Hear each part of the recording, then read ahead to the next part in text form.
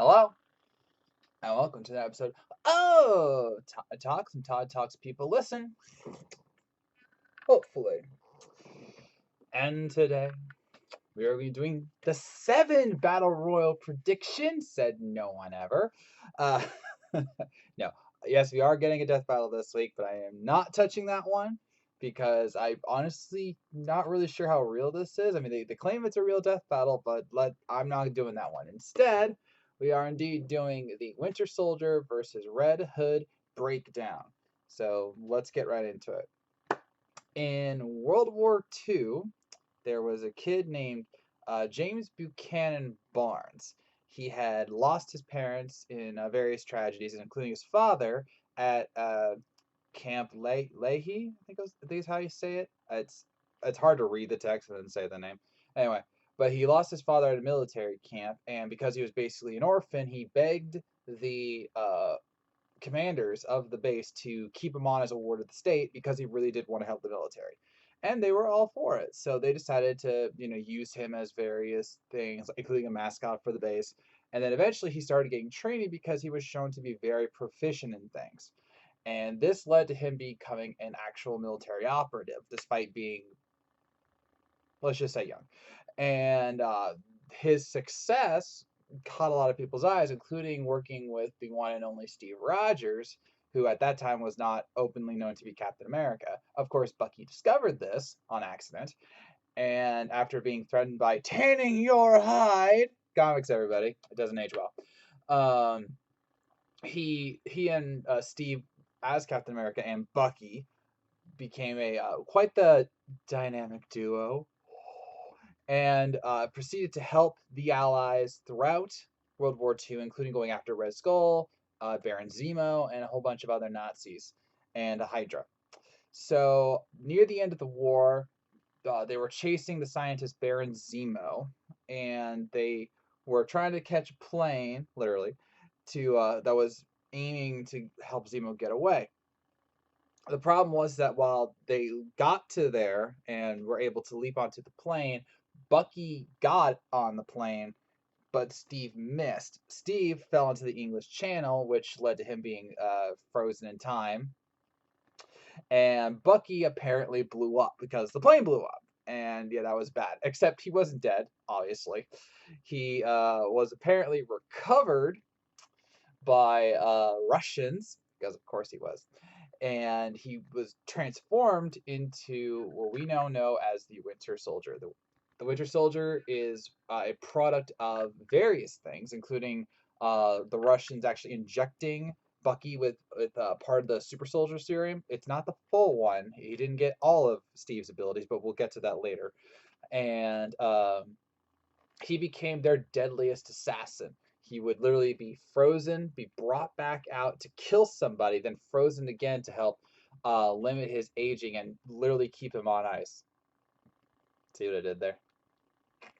So, and he was very good at his job. Now, of course, because of the explosion that he survived, he lost his entire left arm, but he got a new one. And in fact, every time he was brought out of cryostasis, he was given a new cybernetic arm to advance with the times. And as Rocket Raccoon would attest to, oh yeah, I'm going to get that arm.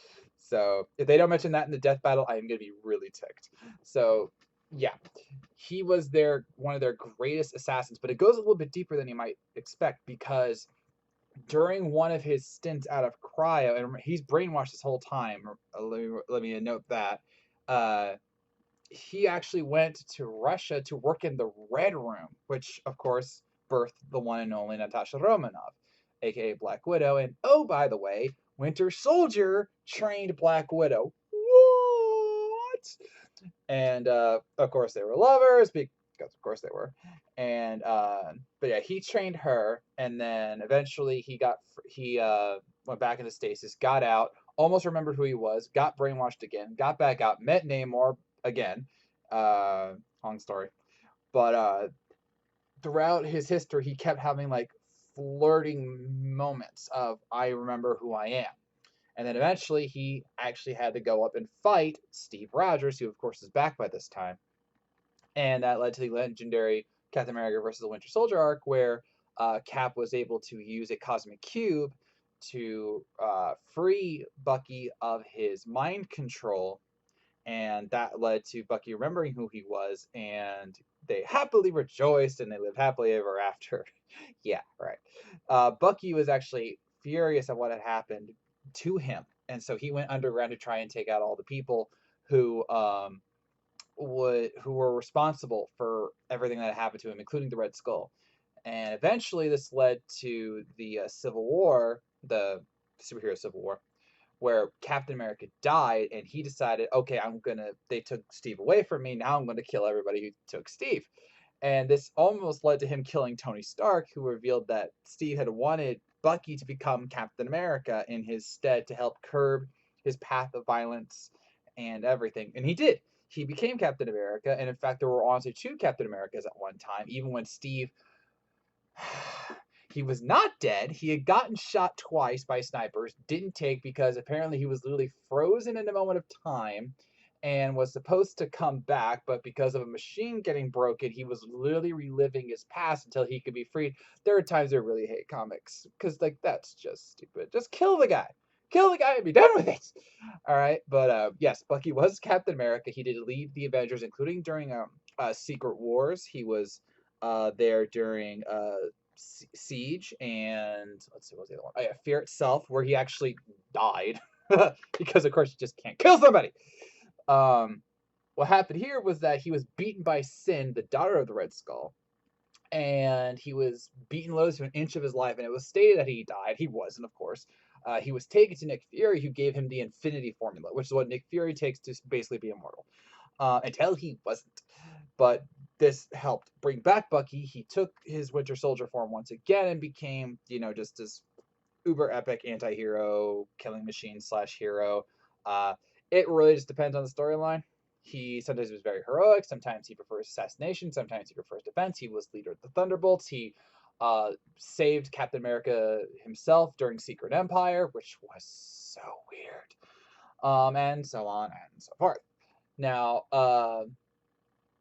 when we talk about Bucky, everyone always thinks about the Winter Soldier movie, which is good because it was a great movie. But he's much more than that. He is actually one of the best fighters in the entire Marvel universe, which is kind of odd to say when you're talking about a world filled with fighters like Captain America and Natasha Black Widow and Iron Fist and Black Panther and all of them. But Bucky is right up in there with him because he was trained by British commandos when he was just Bucky. Then he was trained by the Russians. Then he was given, the various formulas, both Super Soldier and the Infinity Formula. He was trained by the Red Room and helped train the Red Room. And he is efficient in hand-to-hand combat, martial arts. His cybernetic arm, which I'll get to a little bit later, allows him to throw objects with deadly precision. He has enhanced durability, enhanced endurance, mental capabilities, longevity, because he technically can't die. Let me rephrase that. He can't die of old age, apparently, because that's the Infinity Formula right there. Let's see. He's a master tactician. He is a master of stealth. He basically is one of the greatest assassins in the history of the world, like entire world. All right. Like one time he needed to throw a knife. Okay. He needed to throw a knife in Russia during an Arctic storm that had heavy winds and pierce the chest of a German soldier while a great distance away, and he did it. He once, as a younger Winter Soldier, apparently, he killed 12 guys with a sniper rifle before any of them could even react. Even when he was a kid being trained, he was stated to be the greatest fighter in the world in history when he was a teen. This is pre-formulas. And he was the best sniper when he was a teen. Why you were teaching a teen a sniper rifle in World War II at that time, I don't know. But hey, comics. So yeah, Bucky is a boss. And to further prove that, you have to look at all the people he's beaten over the years. He has fought both Captain America and Iron Man to a standstill, which is not easy. He is beaten Black Widow, Punisher, Crossbones, various Hydra agents. He's beaten other super soldiers that had basically the same abilities as him. He's beaten countless other assassins, and just about everyone knows that if you go up against Winter Soldier, you're kind of screwed. Because he really doesn't hold back. He's become less violent, I should say. He's become less violent than he was, but it's still he's a proficient fighter. In a death battle, he's literally not going to go back. He'll probably revert to his old Winter Soldier ways because he doesn't need to hold back. He held back because of Steve. That was it. So yeah. And then there's of course his lovely cybernetic arm. I'm gonna get that arm, but the arm has its own capabilities. It has the ability to allow him perfect knowledge of an item in order to throw it.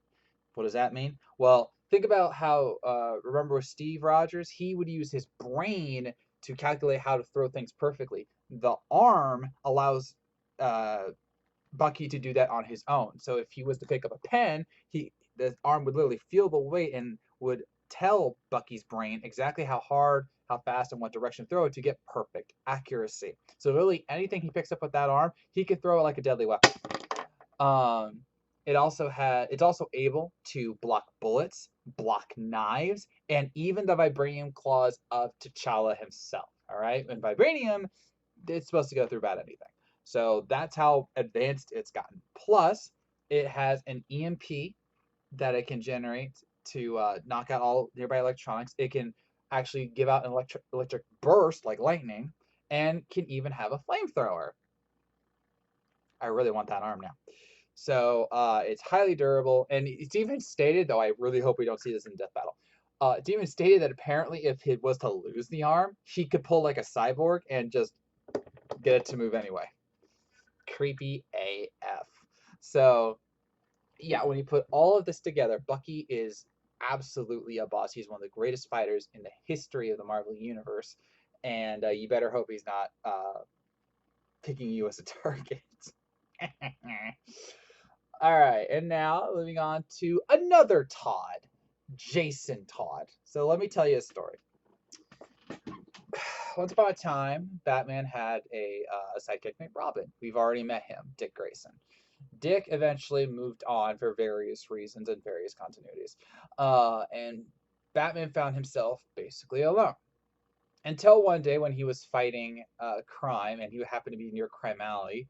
And so he parked his Batmobile there. And when he came back, oopsie, Jason Todd happens to be there. And he wasn't admiring the car. Oh no, he was trying to steal its rims because he wanted to sell it. The rims, not the car.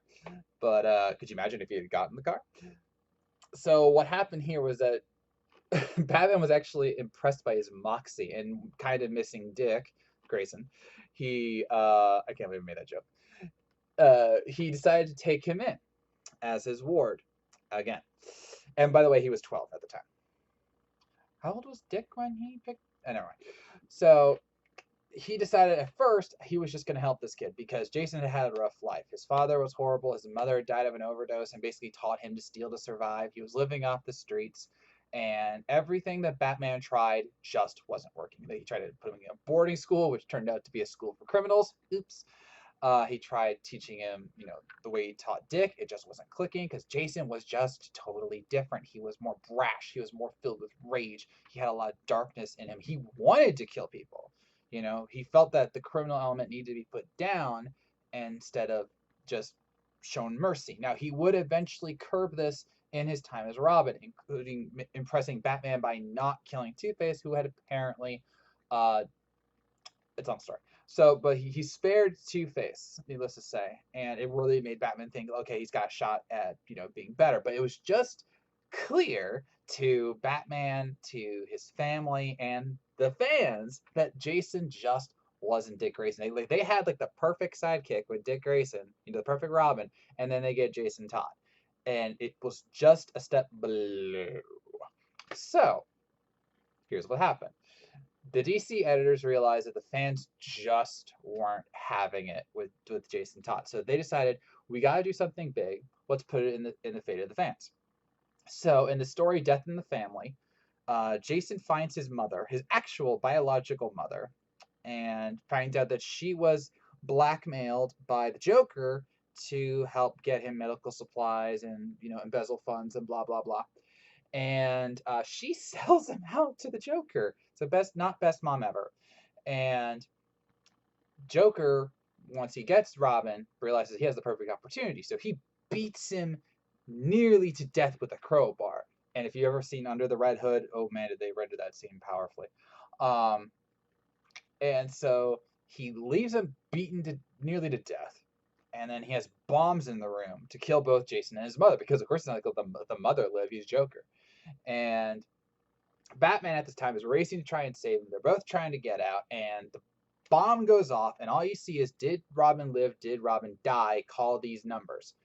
Over 10,000 people called those hotlines to render their verdict, and he was chosen to die by less than 100 votes. Kind of powerful, isn't it? So yes, Robin was dead. And for years, this was 1988, for years, Batman mourned the loss of Jason. It was actually a key story element for a long time, including when he would eventually, get Tim Drake Robin, because he's like, is this going to be another Jason Todd?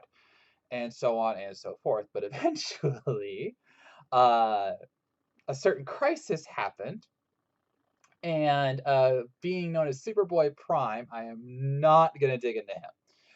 Basically punches the true story, punches the multiverse, shatters reality, and sends ripple effects that literally led to Jason Todd waking up in his grave.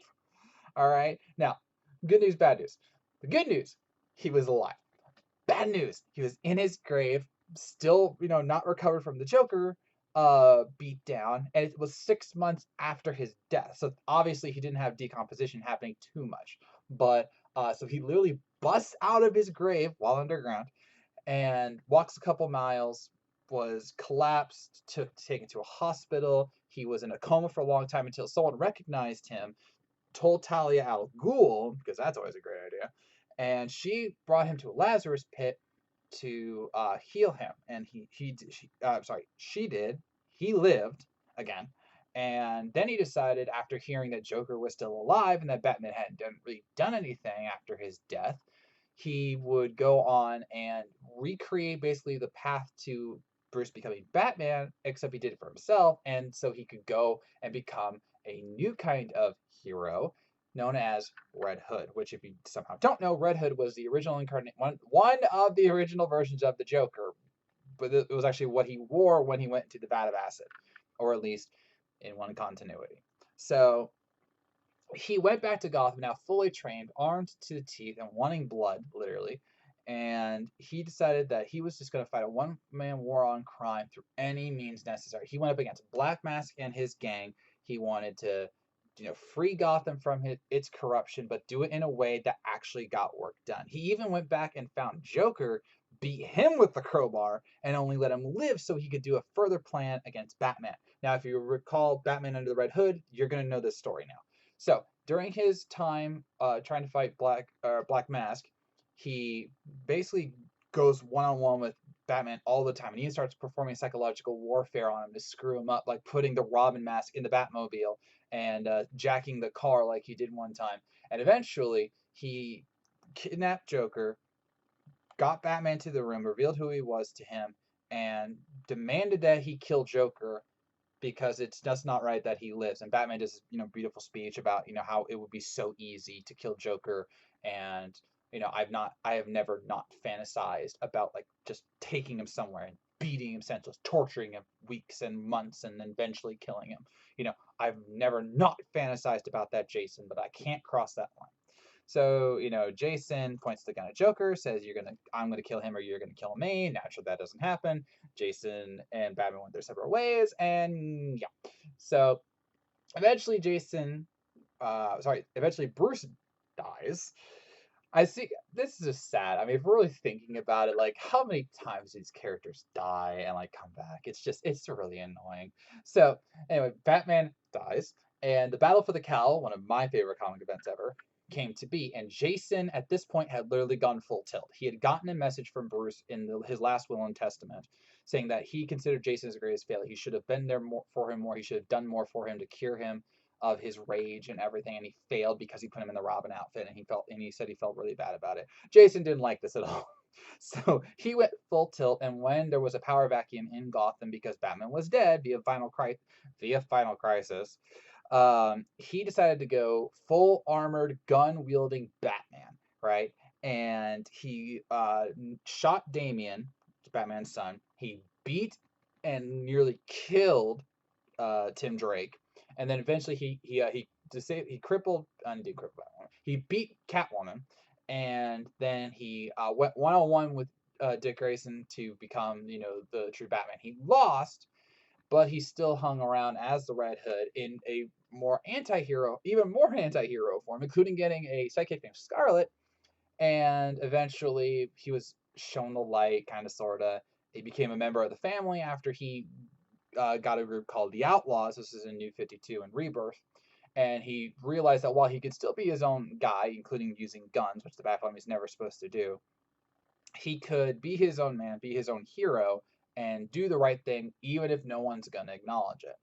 And so, and I mean, there's a lot of other stories where he like went full crazy and everything, but right now he is honestly a member of the Bat Family, truly again.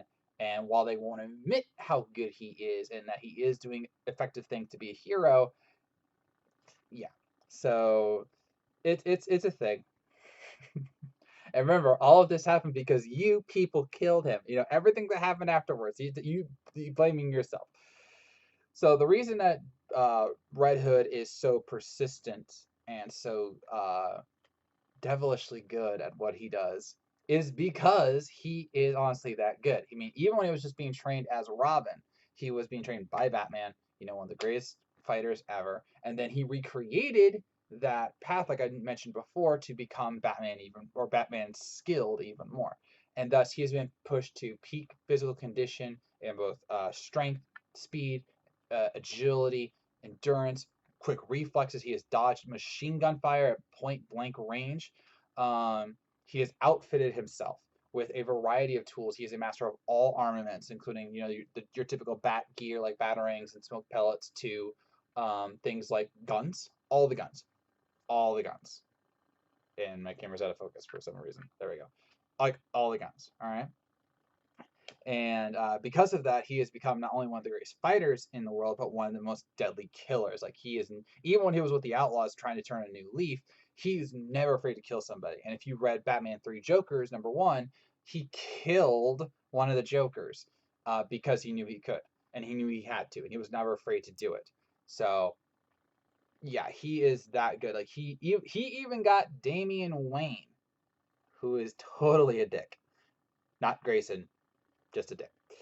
To admit that Jason is one of the best fighters. Now, it is stated that he prefers to be more of a brawler, and he prefers to fight through intimidation and just overwhelming power, but he has the skills to beat various people. He fought Batman to a standstill for some time before losing. He, like I said, he beat and nearly killed Tim Drake. He's been able to go toe-to-toe with Damian more than once. He's fought a whole bunch of assassins. He's fought League of Assassins members. He was trained by Lady Shiva, Bronze Tiger, and so on and so forth, so that he could be this peak level. He is specifically stated to be one of the top 5 fighters in the DC universe. Not a bad ranking. All right, and we're being honest, Wonder Woman's 1, Batman's 2, and you probably could say Dick Grayson's 3. You could debate on number 4, and then there's Jason. So I would say like he's clearly top. He's number 5, but still that's a great ranking. So he's got everything he needs to get a job done, do it with a smile, and know that, hey, Batman may not approve, but I'm getting the job done. So, all right. Now, who's going to win between Bucky and Jason? Oh, by the way, did I mention that Jason was imbued by one of the gods recently? I'm just joking. Trust me, I'm still recovering from Wally West versus Archie Sonic. So, who wins between Jason and Bucky? All right. I originally thought this was a very clear-cut thing, all right, but they are so similar. Like, seriously, if you look it up, in the same year, Jason and Bucky came back in the same year. Like, I don't know if that was planned or not, but it happened. And if you look at their abilities, their feats, their skills, they are clearly more than capable of killing each other in terms of weaponry, in terms of skills, assassination techniques, stealth techniques. They are very, very good. There are a few caveats here. I mean, if we're being objective, obviously they could just do sniper battles and probably kill each other that way. But that's obviously not how it would work in a death battle, because you need to actually acknowledge your foe before fighting. Um, and yes, I know technically Widowmaker, Black Widow started out with an assassination, but it wasn't her trying to kill Natasha. It was her trying to kill somebody else. Anyway, but what really comes down here is who has that extra edge. What do I mean by that? Well, as I noted, both Bucky and Jason are expert martial artists, experts in their various crafts and pushed to peak condition. The problem, though, is that while Jason is without a doubt one of the best, period, Bucky has actually beaten some of the best. All right. Jason can beat some of the best. Like he beat Tim Drake, but he could never beat Dick Grayson. He could never beat Batman, and various other foes that he's got up against. Um, he's kind of fallen short. He's like just shy of being that good, you know. Whereas Bucky was the one who trained Natasha Romanoff, who is easily one of the best hand-to-hand fighters in the MCU, Marvel Comics universe, and he's beaten Punisher, who is basically the Marvel version of Jason Todd. Let's just be generous. Um, he's beaten Wolverine. Uh-huh. He's beaten Miles Morales, Spider-Man, who, as we saw earlier in the season, is no slouch himself. He has gone toe to toe with Daredevil. He's beaten, like I say, beaten the villain Crossbones, who is expertly skilled and also basically a Jason Todd ripoff, and so on and so on. And so I don't know if Crossbones is a ripoff. I really don't know, but it feels like it at times. And so on and so forth. He's fought both Iron Man and Captain America and fought them to standstills. All right, and yes, Batman beats Captain America, but not because of uh, straight skill. All right, and recall that Batman could beat Captain America because of his gadgets. Well, Jason has gadgets. Well, yeah, but so does Bucky. All right, his EMP can short out literally all of Jason's electronic gear, including his helmet. All right, which scans various things. And as for that helmet that he loves so much, it's been cracked multiple times by things that honestly shouldn't have cracked the helmet, including a knife. He took 2 sniper bullets from the Flamingo. Yes, that's a villain. And it's cracked a lot more than you might think. Enough damage will break that thing. And just don't forget, it's a helmet. You can take it off. All right. And Bucky's arm is shown to not just be okay, just his regular arm is enough to lift like hundreds of pounds on its own. Its cybernetic arm is able to break through steel and other kinds of metal. So that arm will totally it killed people. All right. He was able to kill people with a single punch. So while Jason is amazing, absolutely, and a fellow Todd, though yes, it's his last name and my first name. While Jason is amazing, Bucky, I truly feel, has this extra level of skill. Extra. And that's the thing. These guys are basically the same. Like, if you look at their Wikipedias, you'll see the same things over and over and over again. But when it comes right down to it, Bucky has that extra level of skill. He's technically more experienced than Jason because he's been alive for so long and just been brought out of cryo for periods of time. All right. He's fought against the best, with the best, trained with the best, beaten the best. Jason can say some of those things, but not all. So because of that, I am picking the Winter Soldier, Bucky Barnes, to break the DC streak. It's going to happen. I really hope so. So with that, I end this episode of Todd Talk. Let me know who you think is going to win in the battle between Bucky and Jason, and how epic is this live action fight going to be? Let me know in the comments below. So I thank you for watching. If you made this far, I know you were listening, and I'll see you around.